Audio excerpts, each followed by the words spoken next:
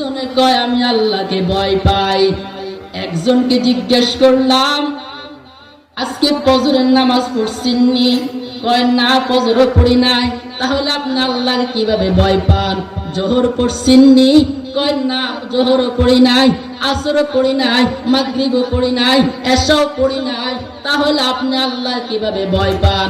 আরেকজনে জিজ্ঞেস করি ভাই আপনি আজকে ফজরের নামাজ পড়ছেননি? আমি ফজরও পড়ছি, জোহরও পড়ছি, আসরও পড়ছি, মাগরিবও পড়ছি, এশাও পড়ছি, তাহাজ্জুদ পড়ছি, আওয়াবিন পড়ছি, সাত পড়ছি। আমি আলতলে বোঝা যায় দুজনের মধ্যে ব্যবধান আসেনি। একজন নামাজ পড়ি আল্লাহকে ভয় পায়, আর একজন নামাজ না পড়ি আল্লাহকে ভয় পায়।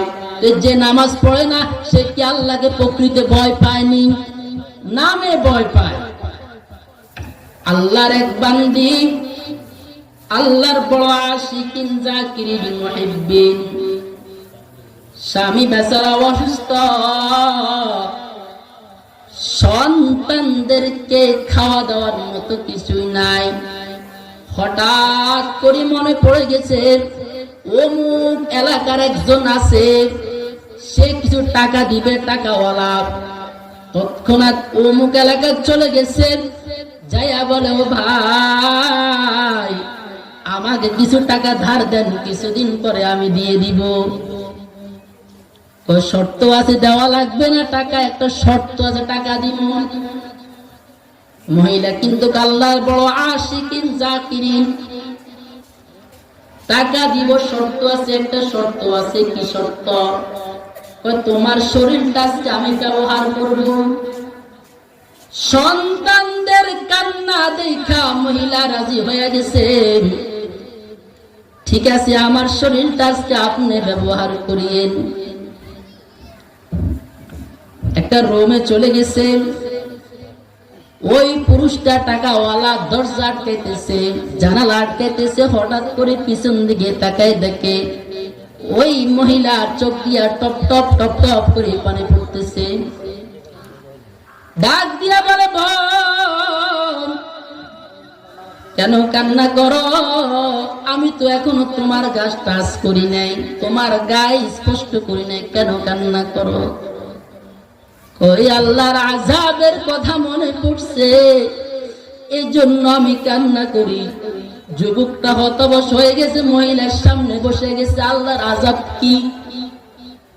এবার জাহান্নামের কথা শোনা শুরু করছেন, আল্লাহর ভয়ের কথা শুরু করছেন। যুবক বলে বোন আমার, এতদিন কত মহিলার জীবন আমি ধ্বংস করেছি, আজ তুমি আমাকে আল্লাহর ভয় দেখাইতেছ, জাহান্নামের আযাবের কথা শুনাইতেছ। আমার কাছে খুবই ভয় লাগতেছে। মহিলা বলে তুমি আমার সাথে শপথ করো আর গুনাহ করবে না। ওই মহিলার সাথে ওই পুরুষ শপথ করছে আর গুনাহ করবে না। কিছুদিন পরে ওই যুবকটার ইন্তেকাল হয়ে যায়। এলাকার মানুষ তাকে বড় ঘৃণা করত, তাকে কবর দেওয়া যাবে না, একটা জঙ্গলে ফেলে দাও। তাকে একটা জঙ্গলে ফেলে দিয়েছে। নবী কয় তৎকালীন জামানা কেউ কোনো অপরাধ করলে, ভালো কাজ করলে তার ঘরের সামনে লেখা উঠে যাইত। ওই ব্যক্তির ঘরের সামনে লেখা উঠছে কদ গফারাল্লাহু লিল